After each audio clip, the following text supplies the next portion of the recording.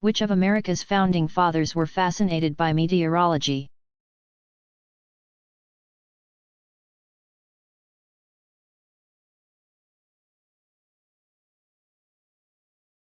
Among his many other interests, ranging from agriculture to architecture, law,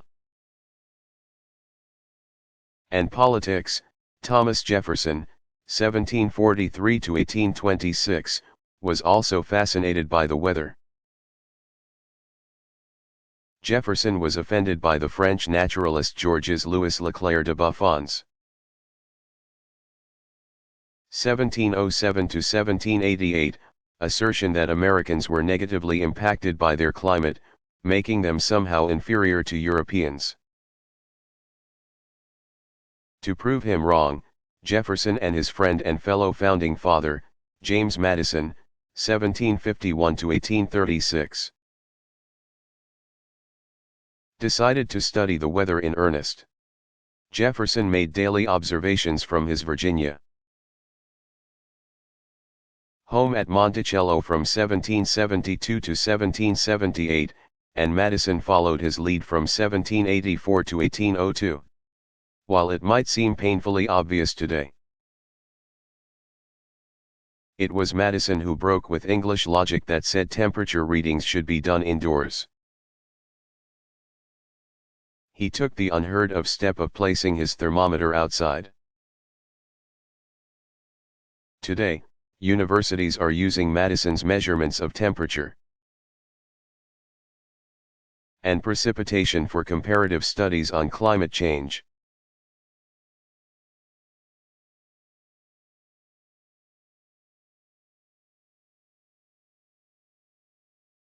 How can a gardener preserve unripe tomatoes before a winter frost?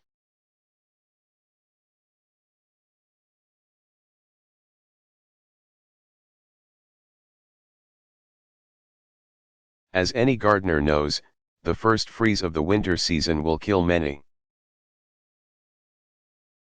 plants and ruin fruits and vegetables that have not yet been harvested. Tomatoes that are still a bit green can be placed in a paper bag and stored in a dry,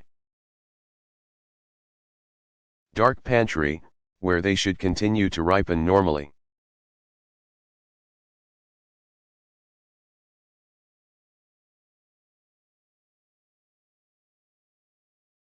Does all carbon dioxide released as pollution remain in the atmosphere?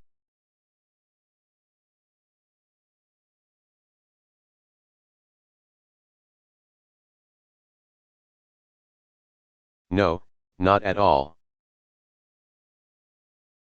A lot of it is reabsorbed by plants, as well as the oceans, where it turns into carbonic acid. Forests and oceans can only do so much, however. Especially when people are cutting down forests all over the planet. It only takes 1 acre of forest to absorb about 13 tons of gas and particle pollutants annually. What is not absorbed remains in the atmosphere. And people are producing so much CO2 and other pollutants that there is a net gain in global warming gases.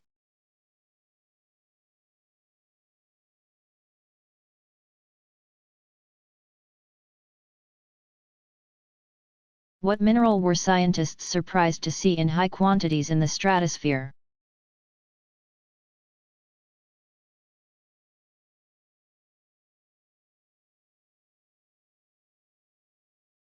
Scientists discovered a higher than expected amount of salt in the mesosphere within the stratosphere. The current theory is that the salt has been left behind by meteor activity. The tropopause is the layer between the troposphere and the stratosphere that hovers around 10 miles. 16 kilometers, above the ground. Within the tropopause is the tropopause break, a region through which water vapor and air can easily pass from the troposphere to the stratosphere.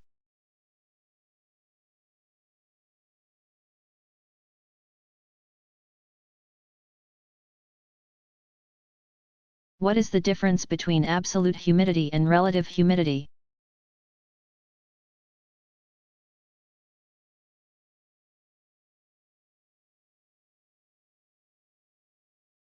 Absolute humidity is the actual amount of water that is mixed in with the air. It is measured in milligrams per liter. Relative humidity is expressed as a percentage and refers to the actual humidity divided by the maximum water vapor content possible at a given air temperature and pressure. For example, if a liter of air at 98 degrees Fahrenheit 37 degrees Celsius at 1 atmosphere pressure contains 44 grams 1.5 ounces of water vapor, and the actual water content is 11 grams, then the relative humidity would be 25%, 11/44 x 100 equals 25%.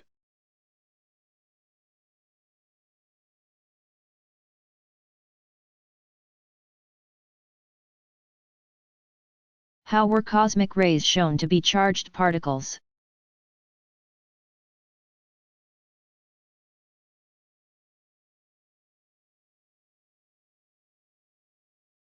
In 1925, American physicist Robert A. Millikan, 1868 to 1953, lowered an electroscope deep into a lake and detected the same kind of powerful radiation that Victor Franz Hess had found in his balloon experiments. He was the first to call this radiation cosmic rays, but he did not know what they were made of. In 1932, the American physicist Arthur Holly Compton, 1892 to 1962, measured cosmic ray radiation at many points on Earth's surface and found that it was more intense at higher latitudes, toward the North and South poles, than at lower latitudes, toward the equator. He concluded that Earth's magnetic field was affecting the cosmic rays, deflecting them away from the equator and toward Earth's magnetic field. Since electromagnetism was now shown to affect the rays, it was clear that cosmic rays had to be electrically charged particles.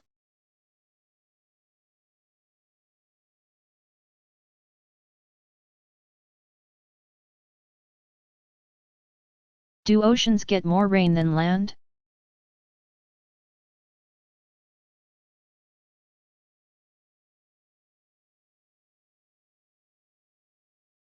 The oceans receive just over their share, percentage-wise, of the world's precipitation, about 70%.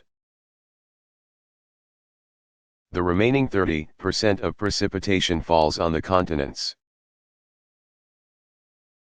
Some areas of the world receive far more precipitation than others. Some parts of equatorial South America, Africa, Southeast Asia, and nearby islands receive over 200 inches, 500 centimeters, of rain a year, while some desert areas receive only a fraction of an inch of rain per year.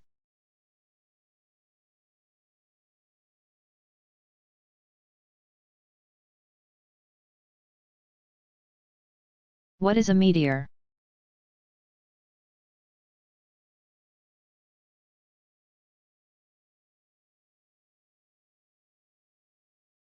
A meteor is a particle from outer space that enters Earth's atmosphere, but does not land on Earth. Instead, the particle burns up in the atmosphere, leaving a short-lived, glowing trail that traces part of its path through the sky. Like meteorites, meteors can range from the size of a grain of sand on up, most of the time, though. A meteor larger than about the size of a baseball will reach Earth, in which case we call it a meteorite.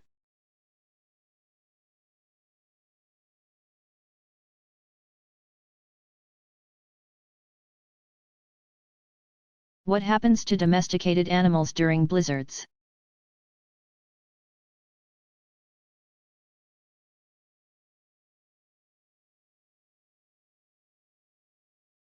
Farm and range animals certainly suffer as much as people during blizzards.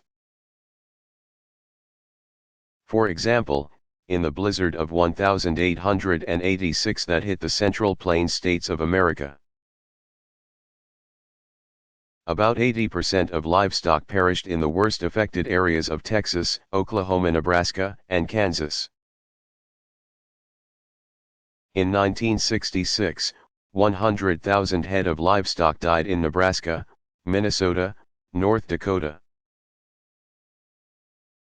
and South Dakota when a blizzard dumped 30 feet, 9 meters, of snow, drifts of up to 30 feet.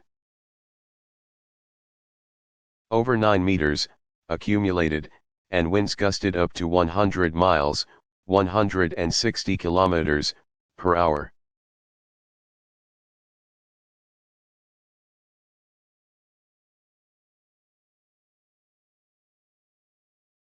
Which state is known as the Sunshine State?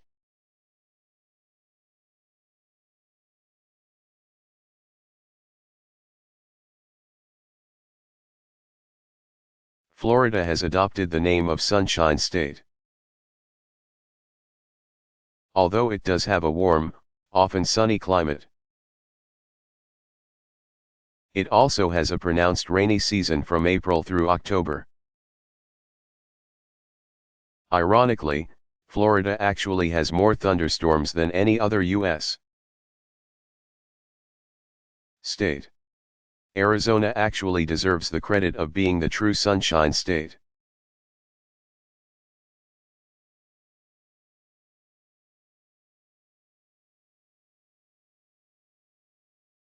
What is cyanophobia?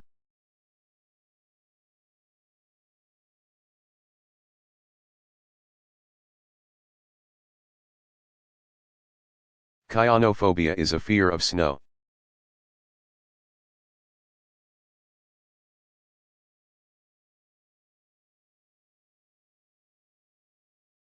What has the National Climatic Data Center reported about average temperatures in 2008?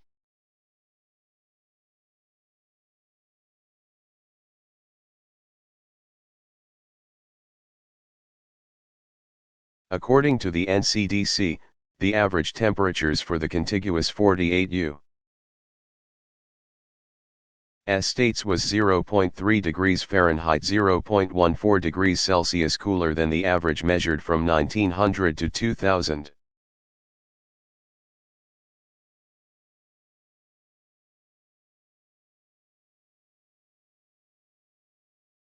What is irisation?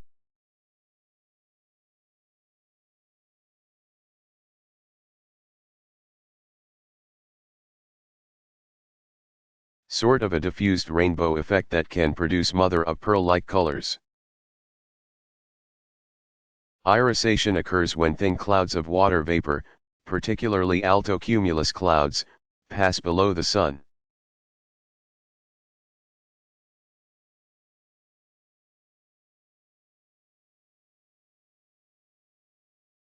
What is a solar flare?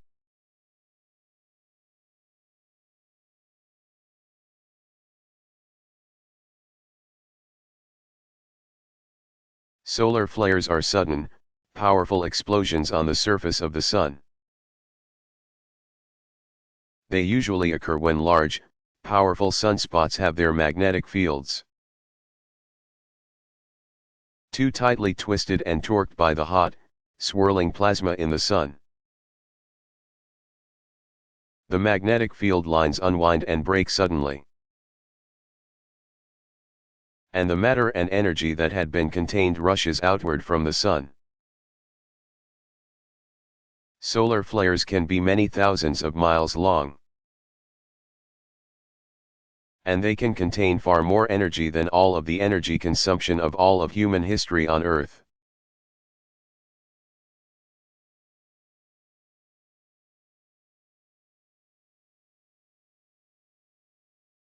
What are evaporation and transpiration?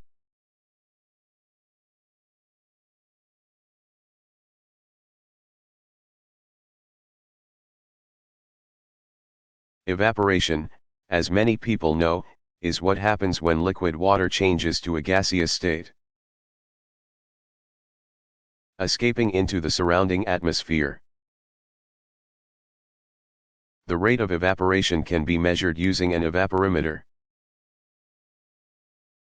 Transpiration refers to the release of water vapor from plants, but can also refer to perspiration and sweat being lost from humans and animals.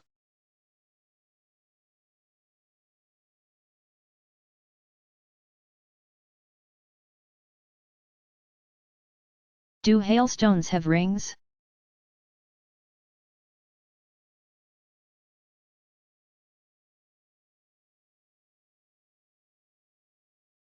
Yes, but unlike with trees, the rings do not indicate the age of the hailstone.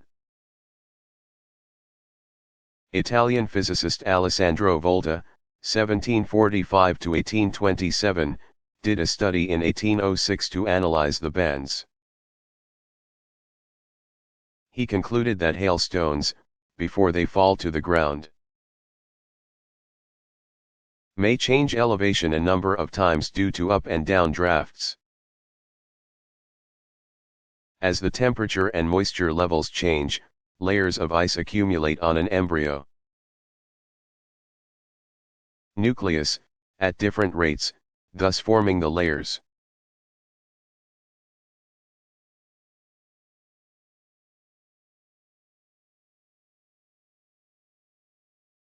Are we losing our atmosphere?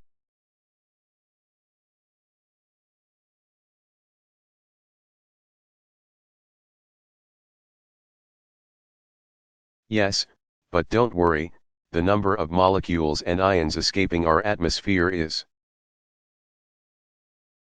very tiny and will not deplete our atmosphere significantly for billions of years. Scientists monitoring the magnetosphere learned that periodic changes in the magnetosphere help to accelerate particles, especially ions, with enough speed to escape Earth's gravity. If the Earth's gravity were weaker, however, this interaction might have caused our planet to lose its atmosphere at a significant rate. Indeed, some astronomers speculate that this may be what happened to Mars's atmosphere.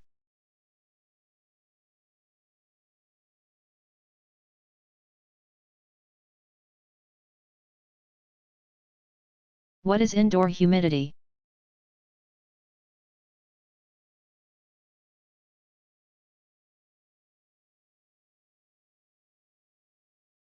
Because we now live in homes with environments controlled by air conditioning, furnaces,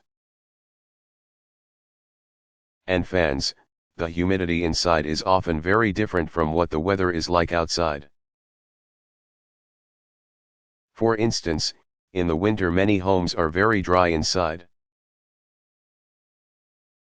which increases static electricity and causes uncomfortably dry skin.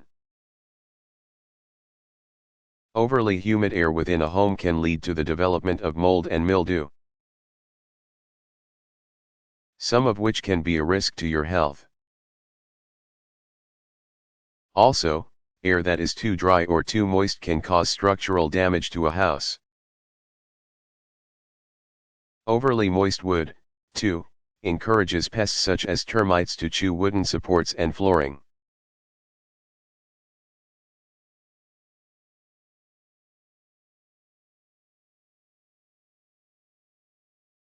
What is the Maunder minimum?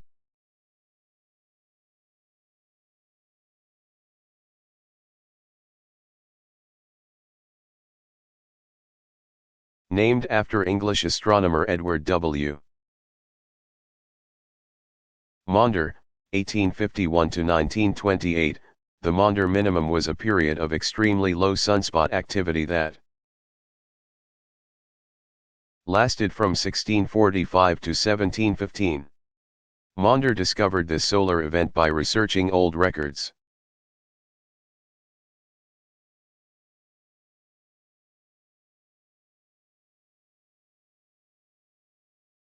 What is industrial forecasting?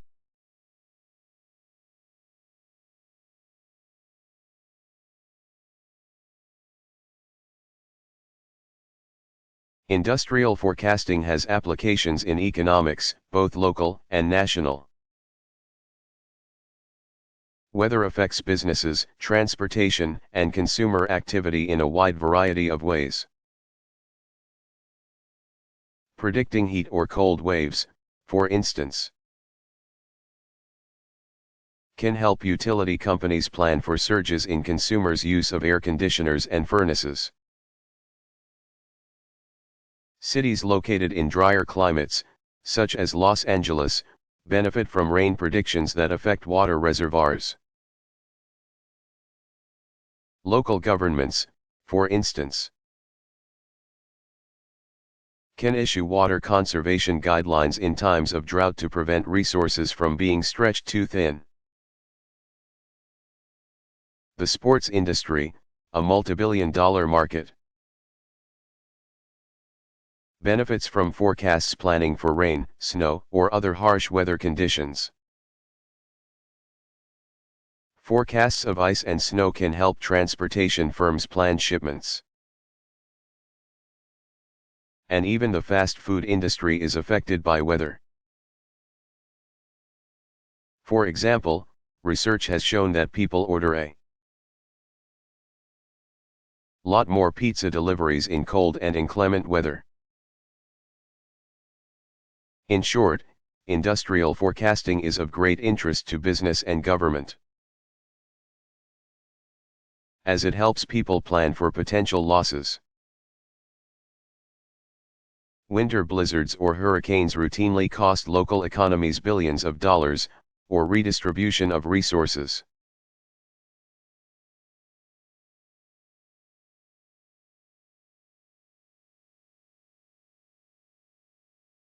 What are TSBs?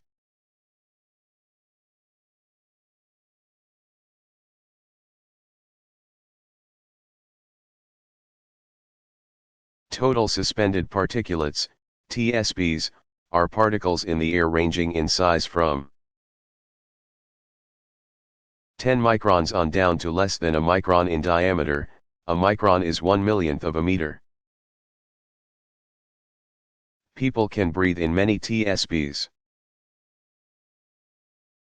Though larger particles can be weeded out by such things as nose hairs and mucous membranes. TSBs either result from primary sources, e.g., car exhaust, smokestacks, or are formed from secondary sources, such as ammonia and sulfur dioxide combining to form new pollutants, in this case, ammonium sulfate.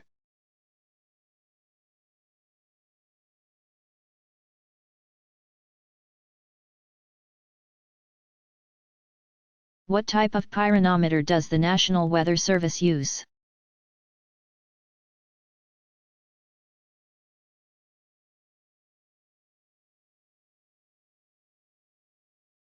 Instead of the Campbell-Stokes recorder, the NWS uses a device called the Marvin Sunshine Recorder. A more elaborate device, it consists of one clear and one blackened bulb connected by a thin glass tube partly filled with mercury. As sunlight warms the blackened bulb more than the clear one, the mercury expands and shorts out an electrical contract that then operates a pen that marks a chronograph.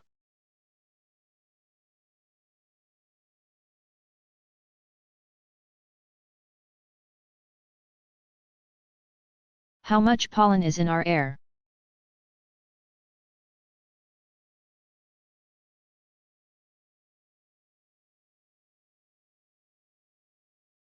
Pollen from plants just within American borders produce about 2 billion pounds of particulates every year,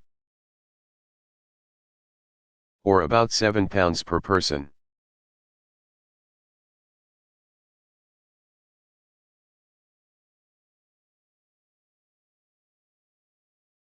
Is meteorology considered a good career?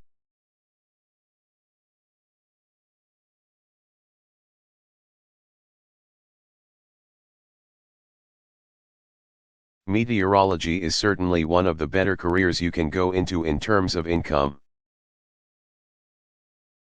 Stress level, satisfaction, working environment, physical demands, and employment outlook. In its ranking of 250 careers in the United States, the 6th, 2002 edition of the Jobs Ranked Almanac placed meteorologist as 13th. While this is somewhat lower than the 7th ranking it earned in the previous edition, it is a lot higher than the 38th place it had in the 4th edition, so it seems to be moving up.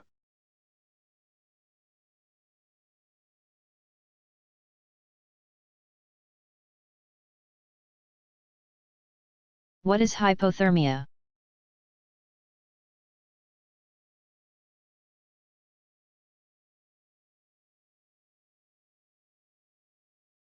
Hypothermia is a life-threatening cooling of the body's temperature due to exposure to cold water, ice, or air.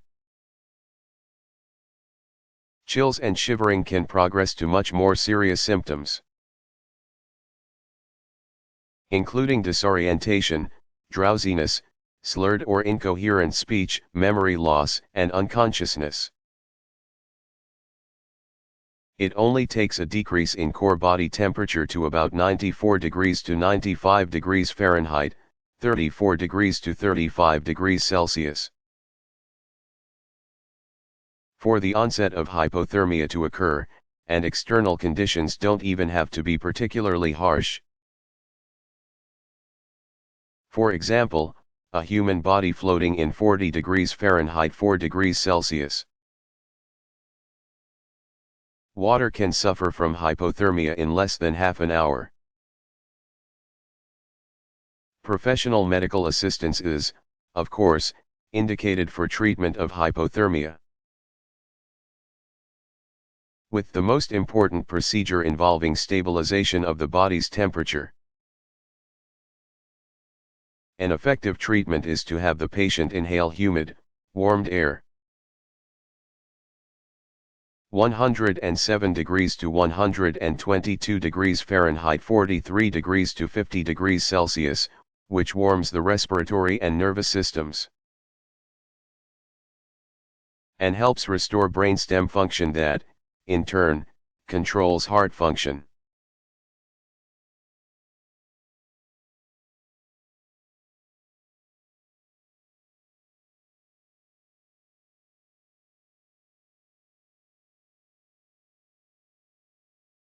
What is the National Severe Storms Laboratory, NSSL?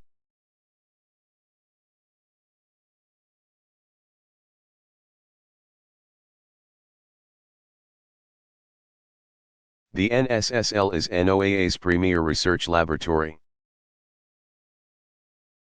Located in Norman, Oklahoma, the NSSL is dedicated to researching and improving weather radar systems, severe weather forecasting, and the science of hydrometeorology.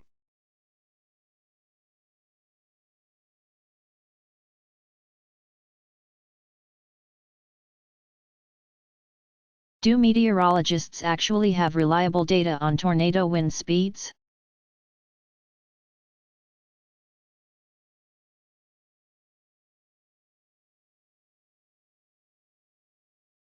No, and that is a big part of the problem in categorizing tornadoes.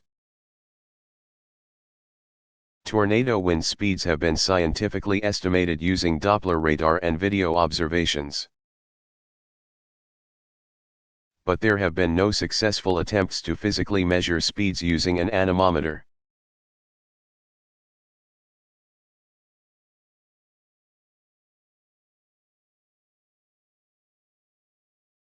Who was named the United States' first official meteorologist?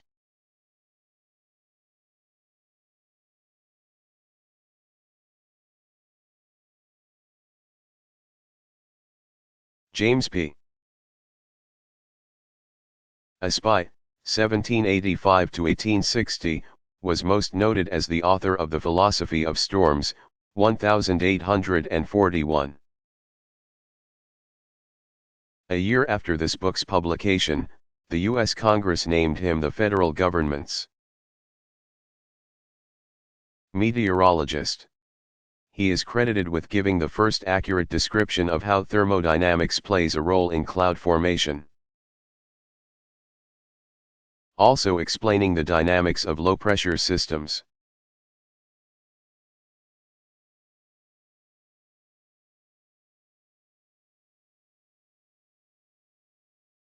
How many volts are in lightning?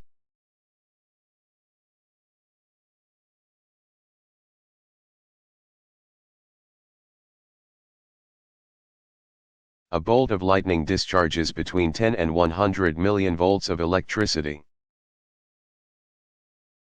An average lightning stroke has 30,000 amperes. How long is a lightning stroke? The visible length of the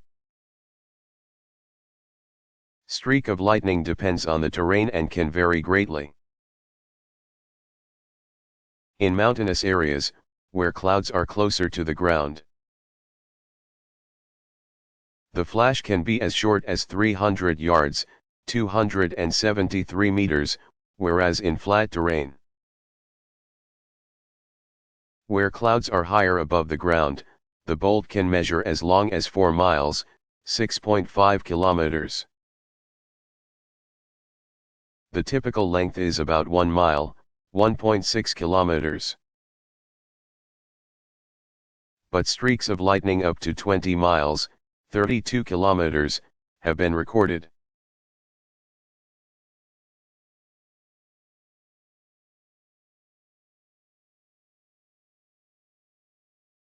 Who was Paul A. Sipple and how is he associated with the concept of the wind chill factor?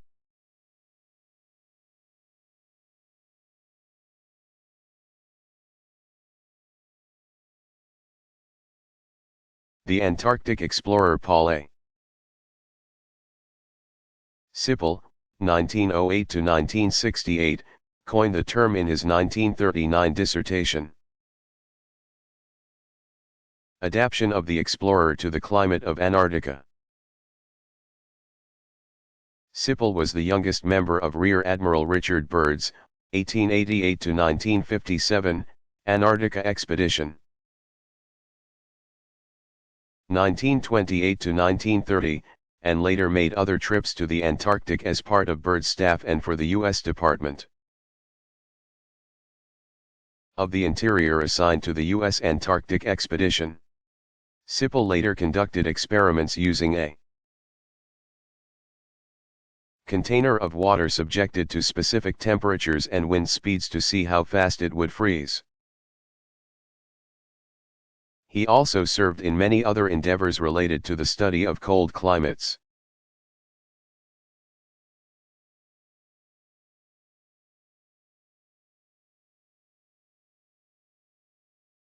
As for the future, who knows?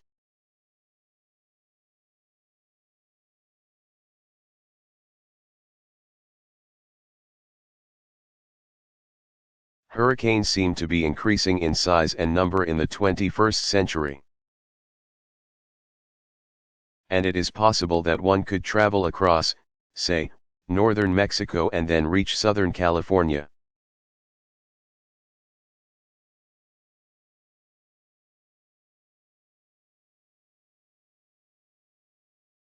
What is convection?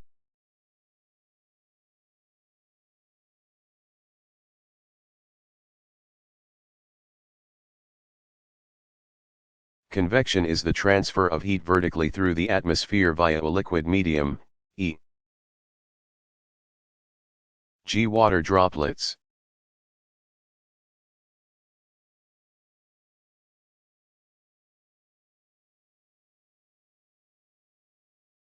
Did air pollution originate with the industrial age of the 18th century and beyond?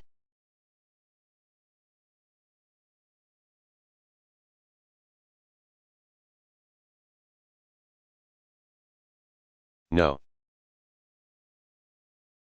Since before recorded history, when humans first discovered fire, people have been generating pollution. As people learned to burn coal, they were also subjected to sulfur dioxide poisoning. Indeed, even Native Americans such as the Hopi used coal as a source of fire and heat.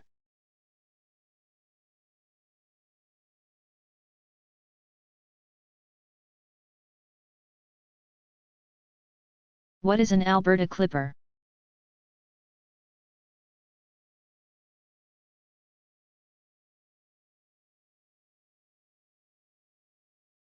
An Alberta clipper is a storm that develops on the Pacific front, usually over the Rocky Mountains of Alberta, Canada.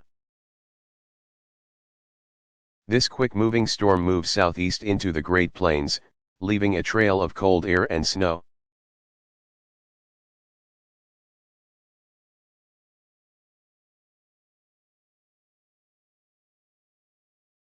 How long a path do tornadoes typically make?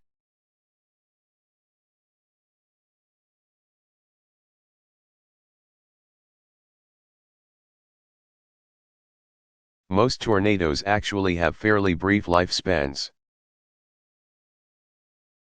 lasting less than an hour and often only several minutes or seconds. About 5 miles of travel can be expected from an average tornado. Of course, there have been much longer-lived tornadoes, such as one on March 18, 1925, which crossed 215 miles, 346 kilometers, of terrain.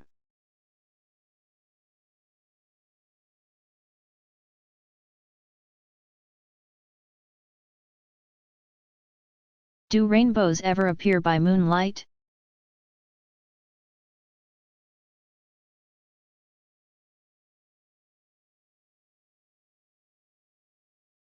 Yes, if there are raindrops in the air, and the moon is full and low on the horizon. The result can be a nighttime rainbow or moonbow. Usually, such a rainbow does not have the vibrant hues of its daytime cousin, appearing in muted or whitish shades. A moonbow is a rare and stunning sight.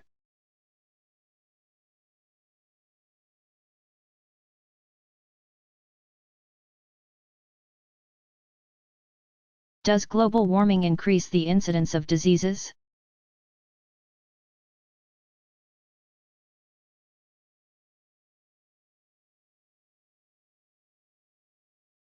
Warmer temperatures tend to encourage pests to flourish. This includes everything from insects and rodents to viruses and germs. Mosquitoes,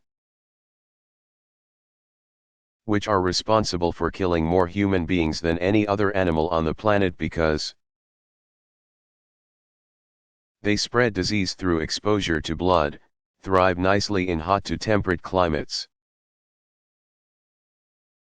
Their breeding cycles become shorter, which allows them to reproduce more frequently each year.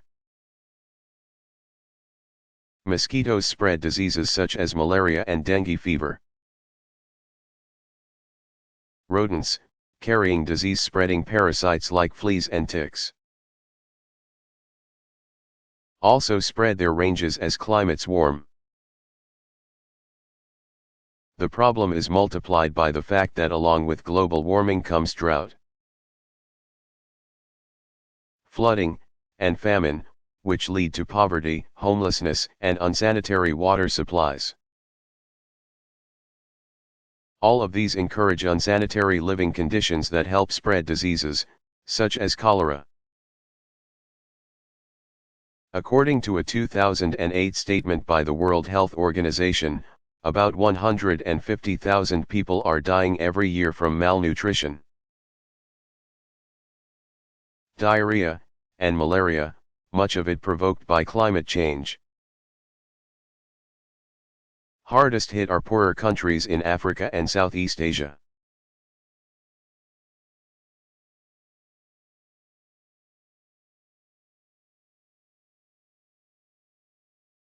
What is a photochemical grid model?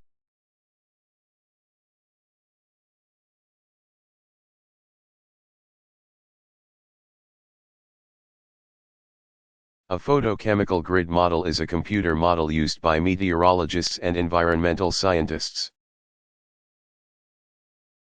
to simulate what might happen during air pollution episodes under various weather conditions. A grid system is employed in which the area of study, for instance, a city, is cut up into thousands of cells, each usually a couple miles or kilometers wide and long. The cells also have a third dimension, height, varying in depth according to the altitude that scientists wish to study. These models simulate vertical and horizontal air movements, increases in various gases and particles from sources ranging from buildings and cars to plants and animals, and chemical reactions occurring in the atmosphere. They are very useful in predicting effects on ozone levels. A photochemical grid model is thus not the same as a meteorological model, but it does use this meteorological tool to study how pollution increases, dissipates, and affects certain areas. Photochemical grid models can be used to simulate how making different decisions affecting pollutant outputs would affect air quality. For example, if city officials decided to limit commuter traffic into the downtown area by 10%, they could simulate how levels of carbon monoxide would be reduced.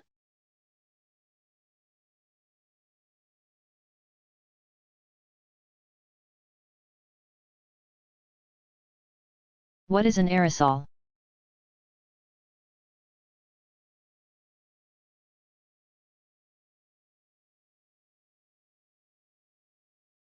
Many people, when they hear the word aerosol, think of a chemical aerosol spray from a can of air freshener or hairspray. The word actually applies to any solid or liquid particles suspended in air. Because they are so small, aerosols tend to float, e.g., clouds, though like everything else they are subjected to gravity, falling at a rate of about 4 inches. 10 centimeters, every 24 hours, unless washed away more quickly by rain.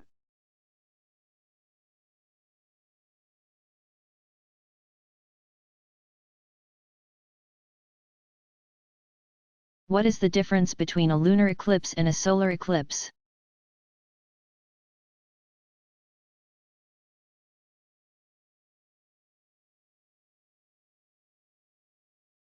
A solar eclipse occurs when the moon passes between the Earth and the Sun, while a lunar eclipse happens when the Earth is between the moon and the Sun. In a solar eclipse, the moon casts a shadow on the Earth's surface, while the opposite is true of a lunar eclipse.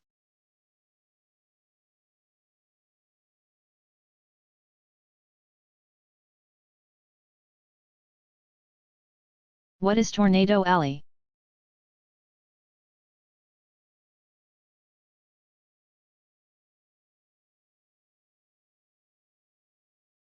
The United States has more tornadoes than any other nation, and the majority of these twisters occur throughout the central states, an area known as Tornado Alley. About 200 tornadoes occur in Tornado Alley every year. The area is centered on northern Texas, Nebraska, Kansas, and Oklahoma, which has the highest percentage of severe tornadoes. Tornado activity, however, is also quite high in Louisiana, Mississippi, Alabama, Missouri, Arkansas, Kentucky, Tennessee, Illinois, Indiana, Iowa, and Ohio. The reason why there are so many tornadoes in Tornado Alley is that warm, Moist air from the Gulf of Mexico moves northward and hits the dry air coming from the west as well as uplifting air currents. These are the perfect conditions, evidently, for tornado formation.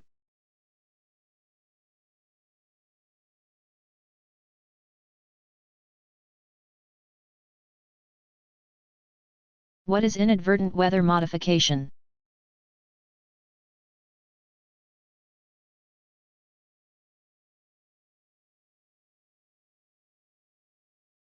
This, of course, means accidentally changing the weather, usually for the worse. Humanity has been very good at that, especially as a result of activities that lead to deforestation and pollution. It is now common knowledge that chemicals from cars and industry are destroying the ozone. And particulates from emissions also have an effect on precipitation. Cutting down forests in favor of croplands, urban construction, golf courses, and so on causes more sunlight to be reflected back into the atmosphere but can also cause urban heat islands. Animal agriculture can increase methane gas in the atmosphere. And irrigation of plants alters water distribution. All of these activities and more have noticeably changed natural weather patterns and the climate without humans intending to do so.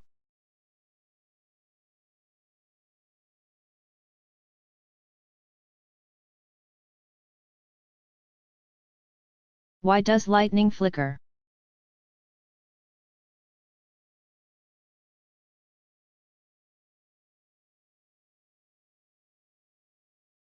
Once the path is established through which the electricity of the lightning will flow,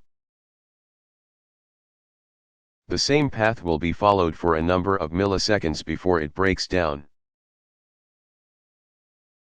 Several strokes of lightning each lasting millionths of a second will be interspersed with brief pauses lasting for periods of time just as short. The result is a flickering effect.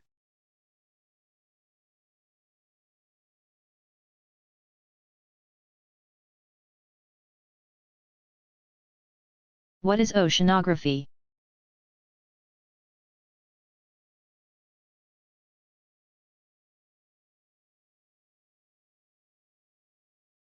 Oceanography is the study of the world's oceans, including the waters and everything in them, animals, plants, and minerals. Oceanographers study the physics, chemistry, biology, and geology of the seas. Oceanography is important to understand in relation to meteorology for many reasons. For example, the oceans have a lot to do with heat absorption, distribution, and reflection, as well as with the water cycle and with levels of carbon dioxide in the atmosphere, among other influences.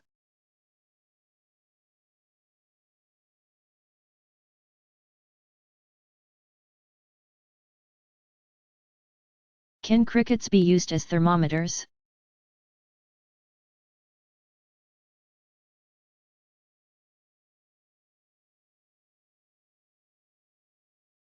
It has long been known that crickets chirp at different rates depending upon the temperature. While calculating temperatures based on this is not ideal, it can serve in a pinch if you find yourself without a thermometer and provided it's not the dead of winter. The general rule is to count how many times a cricket chirps during a 14-second interval. Add 40 to that figure, and the result is degrees in Fahrenheit. If you have more patience, count the number of chirps over the period of 1 minute. Take the number of chirps you hear, subtract 72, divide by 4, and add the result to 60, which gives you the degrees in Fahrenheit, chirps, 72/4 plus 60 equals degrees F. For example, if you hear 68 chirps, then 68 minus 72 equals minus 4, divided by 4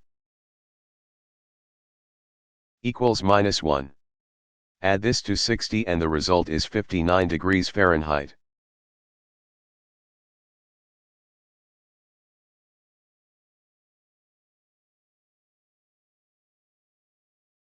What does the American Meteorological Society, AMS, do?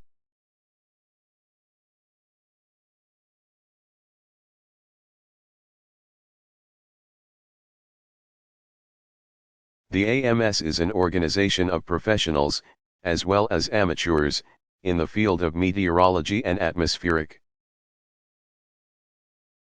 and oceanic sciences that is intended to foster communication, promote education, and share resources.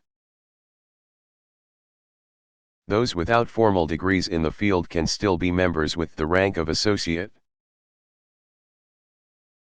And a student membership level is also available to those still in school. The Society, headquartered in Boston, Massachusetts, publishes periodicals and books, awards accomplishments in the field, and sponsors conferences and the Seal of Approval program.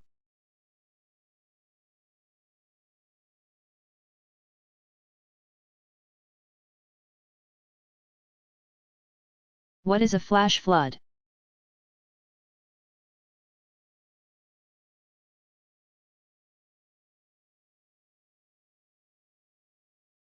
Floods can happen relatively gradually, such as when water slowly rises over the banks of a river or lake. Or suddenly, such as when a dam or levee is damaged. When a flood happens quickly, it's called a flash flood.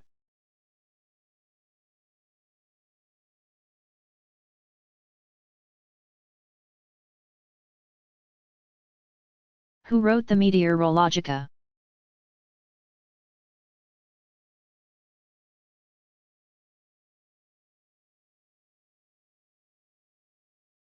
The Greek philosopher Aristotle, 384 to 322 B. CE, released his Meteorologica around 340 BCE. It was this work that gave us the term meteorology. In Aristotle's time, the word meteor referred not just to extraterrestrial rocks entering the atmosphere but rather to anything up in the sky, including clouds, rain, snow, etc. Meteorologica is the first comprehensive text written on the subject, at least in the Western world. Many of the theories expressed in Aristotle's work, however, are based on mythology and other misplaced notions of what causes weather. For instance, the philosopher believed that hurricanes resulted from a moral conflict between evil and good winds.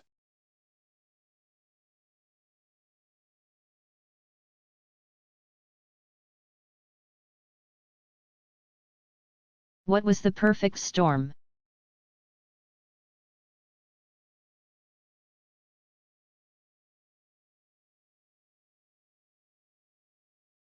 The subject of a 1997 novel by Sebastian Junger, as well as a 2000 movie starring George Clooney, Diane Lane, and Mark Wahlberg. The perfect storm was also a real, terrifying event. During the last days of October 1991, an extratropical cyclone organized itself several hundred miles off the coast of Nova Scotia. At the same time, Hurricane Grace, a relatively weak Category 2 hurricane, moved toward the storm from the south. As Grace approached the northern cyclone, the winds from the cyclone did something unusual. Typically, tropical hurricanes will tend to move away from the shoreline as they move north. But the cyclone winds, spinning in a northeastern swirl, blew grace toward the northeast coast. The two storms merged and became known as the 1991 Halloween nor'easter. The result was one of the most destructive storms in history, with winds up to 65 knots. 75 miles per hour or 120 kilometers per hour, and ocean waves up to 39 feet, 12 meters, high. A dozen people died in the storm, including the 6 crew members aboard the sword fishing vessel Andrea Gale. The subject of Junger's novel, and $1 billion in damages were incurred. In another unusual twist, the Halloween nor'easter had turned into a hurricane by November 1st. An event that is quite uncommon for an extratropical low-pressure system, though not unheard of. The new hurricane, however, remained unnamed because the National Weather Service thought it might be confusing to the American media to rename the Halloween nor'easter.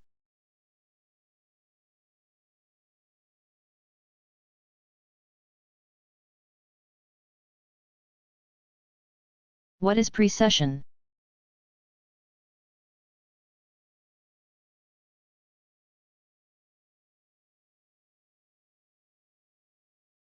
Precession is a phenomenon that results from the planet's changing tilt. You can think of it as a kind of wobbling effect. About 12,900 years from now, the North Pole will be tilted toward the Sun in January and away from it in June. This means that the winter season in the North will occur during the months that are now considered summer. Late June through early September, and summer will occur from January through March. This change will be gradual over time, and no one alive today or for many generations will be aware of it.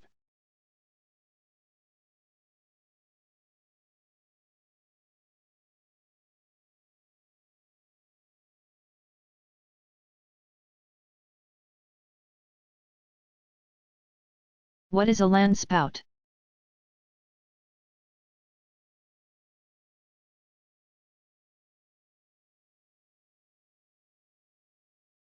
A land spout is, technically, a tornado, albeit a very weak one. Land spouts generally form from non-supercell storms, despite tending to be less strong than other tornadoes. They have been known to cause fatalities and should still be avoided at all costs.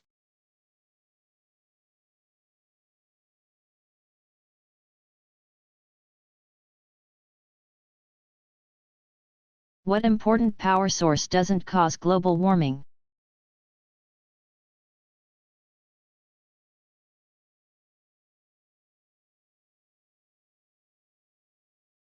Although many people worry about what to do with the resulting waste products, nuclear energy has the advantage of not generating global warming emissions. This fact has helped give a tremendous boost to U.S. nuclear reactors. But while the reactors themselves do not create emissions, such plants still leave a carbon footprint. This is because the uranium used to power them needs to be mined. The ore has to be shipped and processed, and plants have to be built and maintained. All of these things result in energy being used from sources such as gasoline and coal. As of 2008, there are 104 nuclear power plants in the United States, providing a little over 20% of the nation's electricity needs.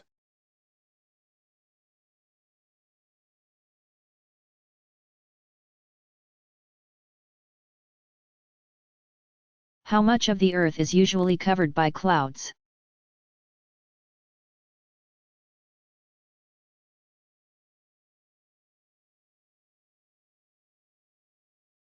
At any given time, about 1/2 of the planet is covered by clouds.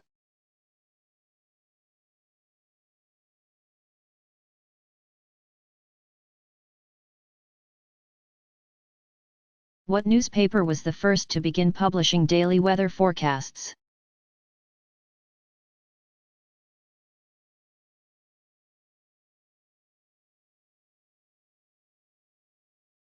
The London Times was the first newspaper to publish daily weather forecasts in 1860.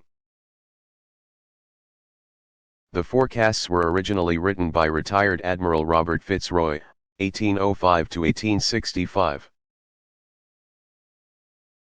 who at the time was head of the meteorological department at the Board of Trade. The early reports concerned temperature, air pressure, and rainfall. Beginning in 1861, storm forecasts were added.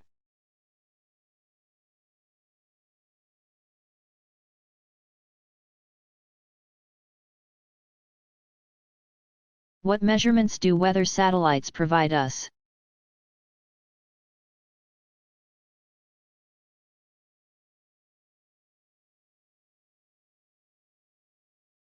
Early weather satellites transmitted images of clouds and could also take infrared IR readings, which allowed for weather monitoring both day and night. With IR sensors, satellites can detect temperature readings, which can also indicate cloud elevation. Modern satellites are capable of many other observations, as well. Detailed images of not only clouds, but also land and sea surfaces and temperatures.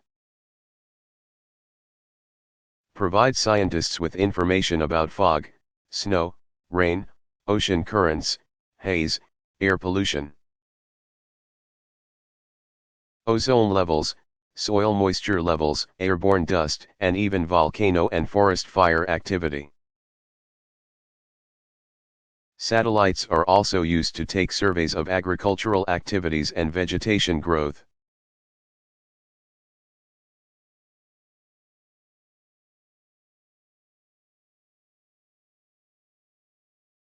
How far can a dust storm travel?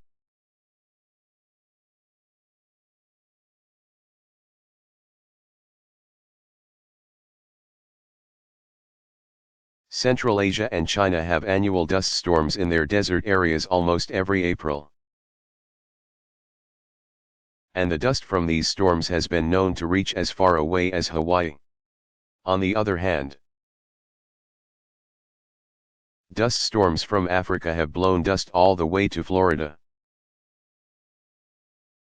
Blowing dust can actually be a good thing, as it helps distribute soil nutrients around the planet. For example, it is known that rainforest soil in the Amazon is replenished from African soil, as is soil in the American Southeast.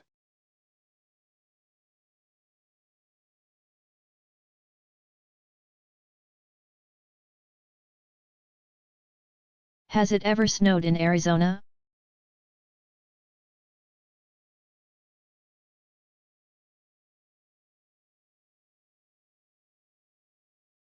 Higher elevations in the state actually receive quite a bit of snow. Flagstaff, for instance, is situated at an elevation of about 7,000 feet, 2,133 meters,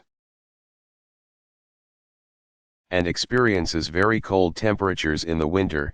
In January 22, 1937, the temperature dipped to -30 degrees Fahrenheit, -34.4 degrees Celsius.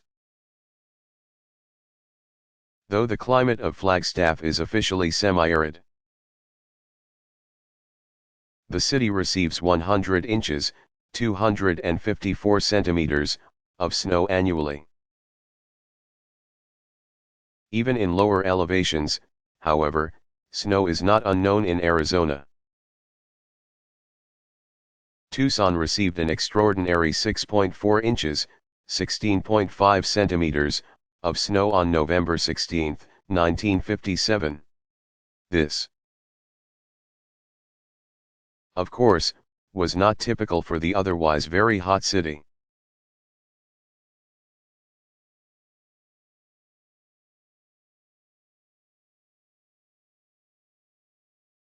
What types of psychrometers are there?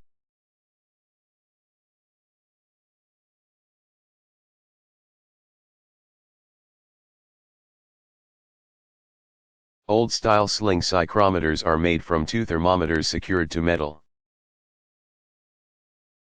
That is allowed to hang for a number of minutes until the wet bulb begins to cool. More modern psychrometers use a variety of sensors, including the use of chemicals that change their electrical conductivity due to humidity levels.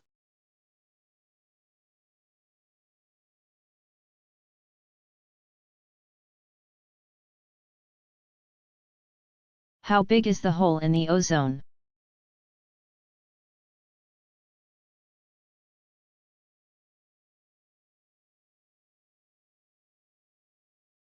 In 2007 the ozone hole was measured to be 9.3 million square miles, 24 million square kilometers, in size.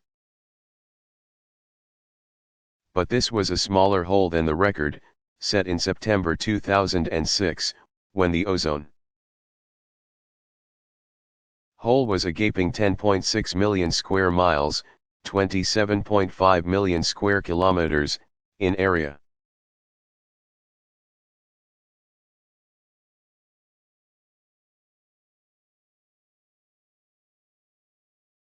How is climate change affecting geyser activity?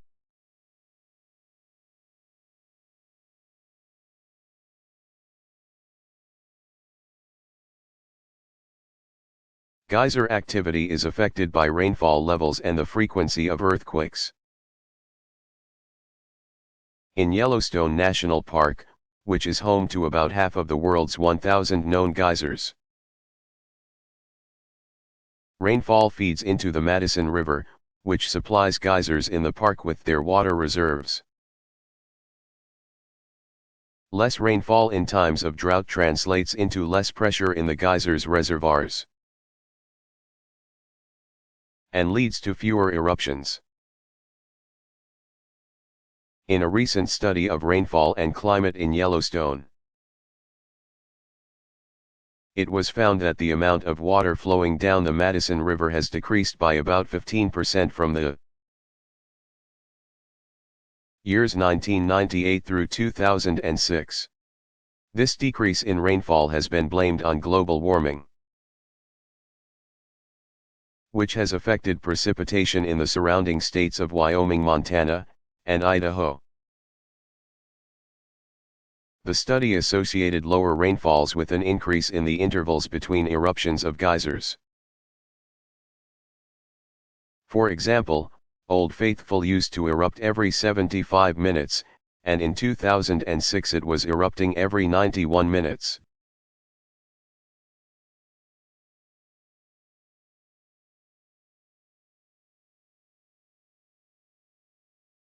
What is the best weather for maple syrup to be produced?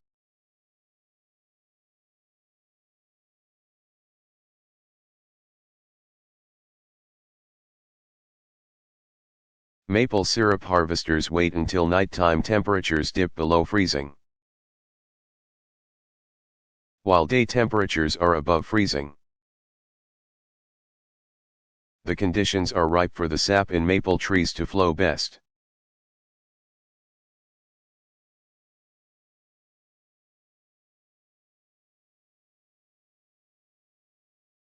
Does lightning come from ice?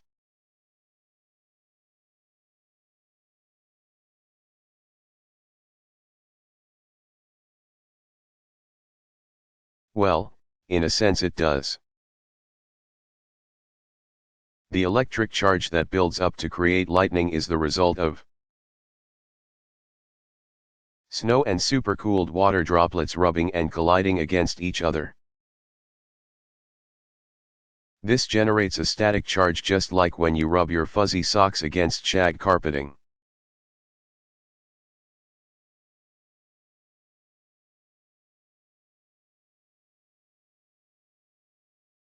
Where does the word tornado come from?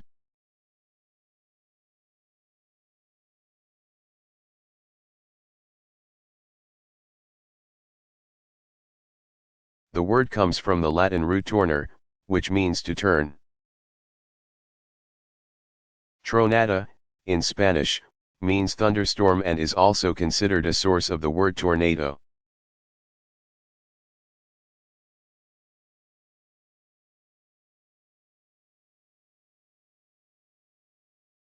What is Earth's magnetic field?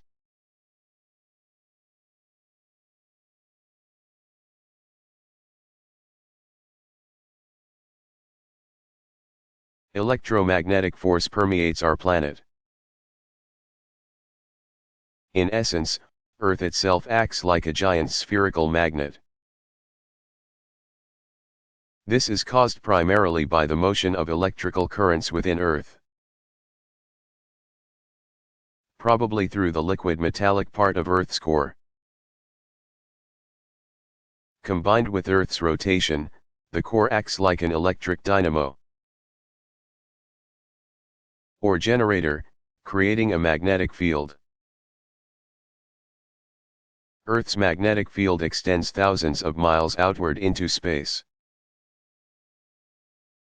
Magnetic field lines, carrying and projecting electromagnetic force. Anchor at Earth's magnetic poles, north and south, and bulge outward, usually in large loops. Occasionally, they stream outward into space. The magnetic north and magnetic south poles of Earth's magnetic field are very close to the geographical north and south poles, which mark the axis of Earth's rotation. Be careful. By the way, there are two ways to define Earth's magnetic poles. The magnetic North Pole is on an island in Canada, but the geomagnetic North Pole is actually on Greenland.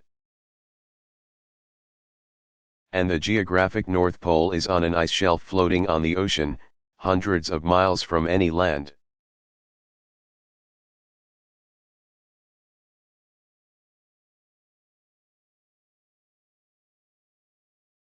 What is a floodplain?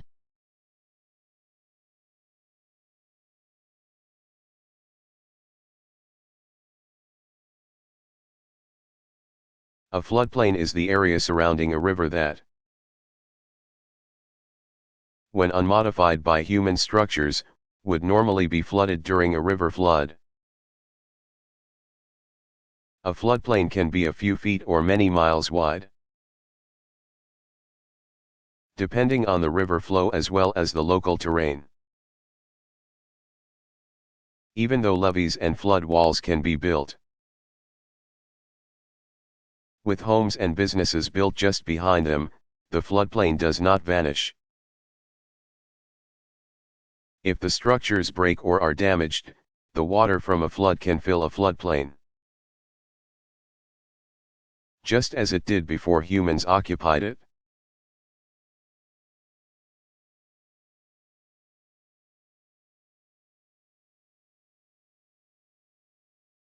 What are the westerlies?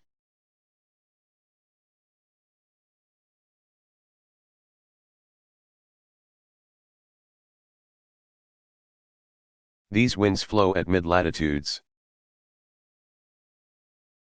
30 to 60 degrees north and south of the equator, from west to east around the Earth. The high-altitude winds known as the jet stream are also westerlies.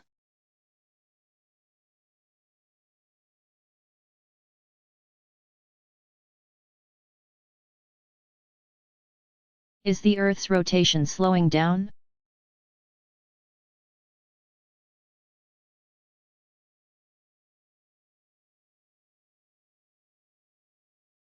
Yes. About 400 million years ago, there were 400 days a year, versus the present day 365. Eventually, if the sun doesn't die first, the Earth will stop rotating completely.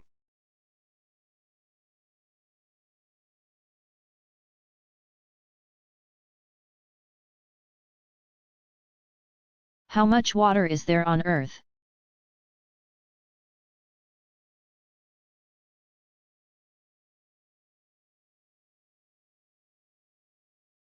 Including all the world's oceans, lakes, rivers, as well as all the water contained in the Earth's soils. In the atmosphere, and in icebergs and other frozen forms. Scientists estimate that there is 3.7 x 1014 gallons, 1.4 x 1015 liters, of water on the planet.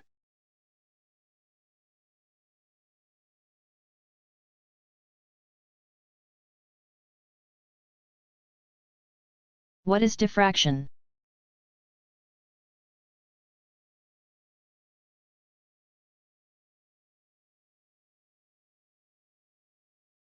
Diffraction is the phenomenon of how light bends around small objects or through small openings.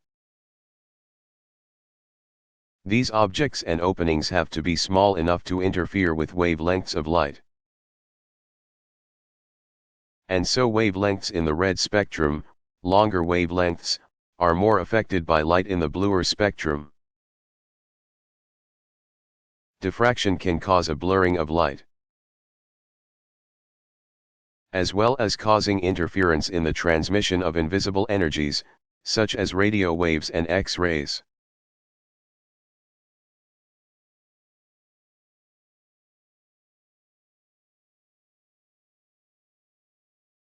What is the Clean Air Act?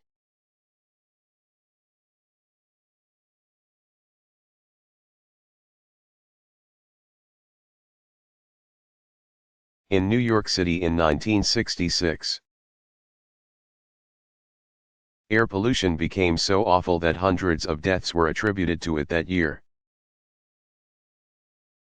This and other serious pollution problems in America led to the 1970 Clean Air Act,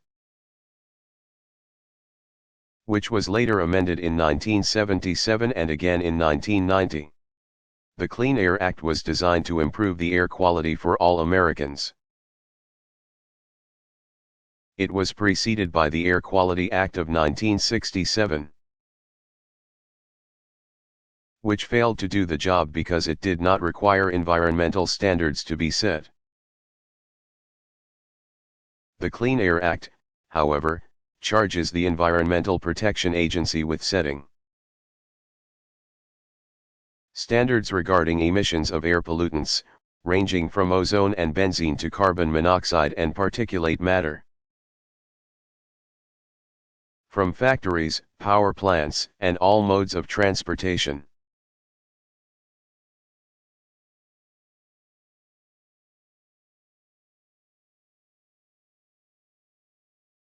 How much drinkable fresh water is there on Earth?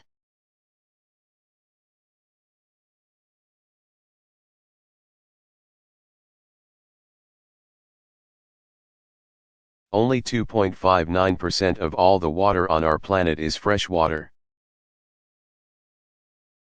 However, much of that water is now polluted, and hydrologists and environmentalists estimate that only about 1% of the planet's total water supply is clean enough to drink.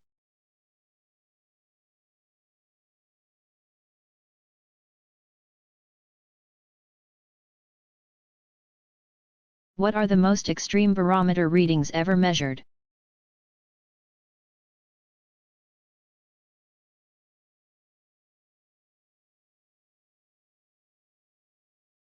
On December 29, 2004, a barometer reading of 32.25 inches of mercury was taken at Tonsant Sengal,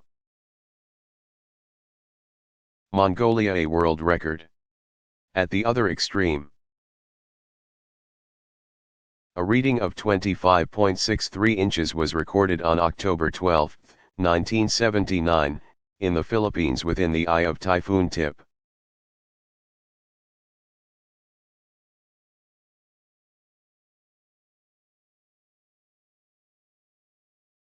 Are all funnel clouds tornadoes?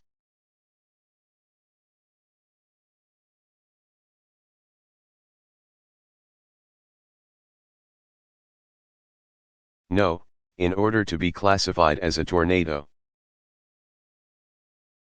the vortex needs to touch both the cloud above and the ground below. If it does not, then it is just considered to be a funnel cloud. Also, not all tornadoes have visible funnel clouds.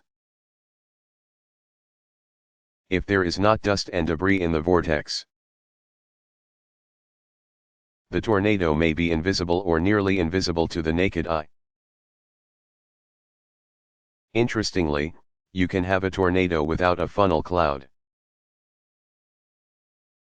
Because a cloud that descends to the ground without rotation can also be categorized as a tornado.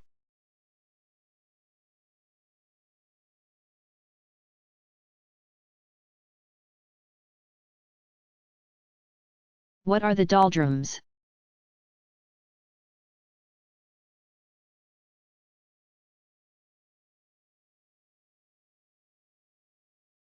Sailors used to call the low-pressure area near the equator the doldrums because winds here tend to be very light and variable and, thus, difficult to sail in. The doldrums are found near where the trade winds originate. The expression in the doldrums has come to mean a person who is feeling inactive, listless, or lethargic.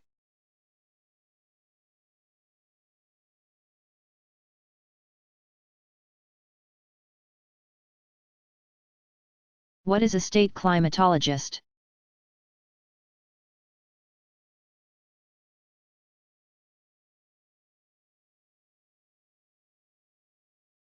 A state climatologist is a professional in the field who has been designated by a state government or agency of the state as the state's official climatologist. They must also be recognized by the National Oceanic and Atmospheric Administration and by the Director of the National Climatic Data Center. Currently, 48 states have a state climatologist, the exceptions being Tennessee, Rhode Island, as well as Washington, D.C. Also climatologists have been designated for Puerto Rico, Guam, and the U.S. Virgin Islands. State climatologists are supported by the American Association of State Climatologists, which was founded in 1976. State climatologists receive their salaries either from the state or from a university. And they also work closely with the National Weather Service.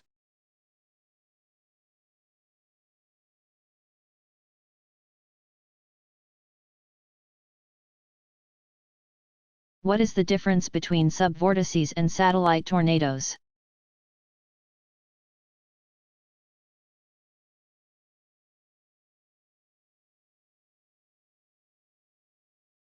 The difference is often hard to distinguish, but satellite tornadoes form independently of other larger tornadoes, while subvortices in multiple vortex tornadoes form within a central tornado.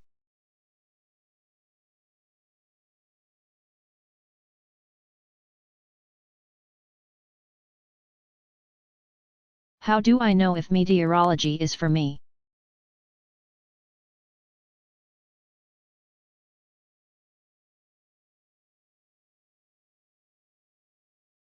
Choosing a career to pursue is one of the toughest choices anyone has to make.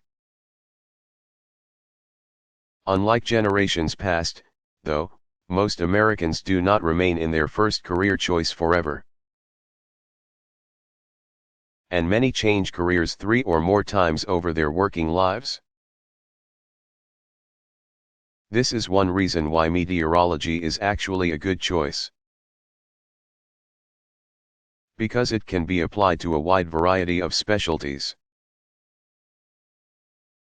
There are some questions you can ask yourself before you decide to pursue meteorology. 1.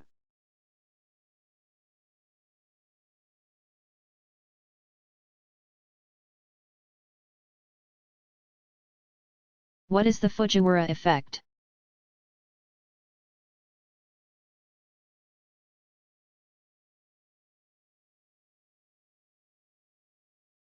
Named after Japanese meteorologist Sakahei Fujiwara, 1884 to 1950, the Fujiwara effect is what happens when two hurricanes come close enough to each other that they begin to rotate around a common central point. For this to occur, the two storms generally need to come to within 300 to 900 miles. 500 to 1,500 kilometers, of each other. They also need to be of about equal strength to remain in this partnered dance. Or else the stronger storm tends to swallow up the smaller storm.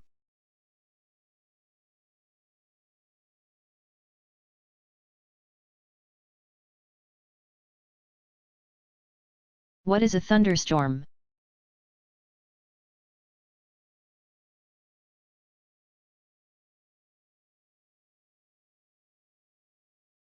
Thunderstorms are localized atmospheric phenomena that produce heavy rain,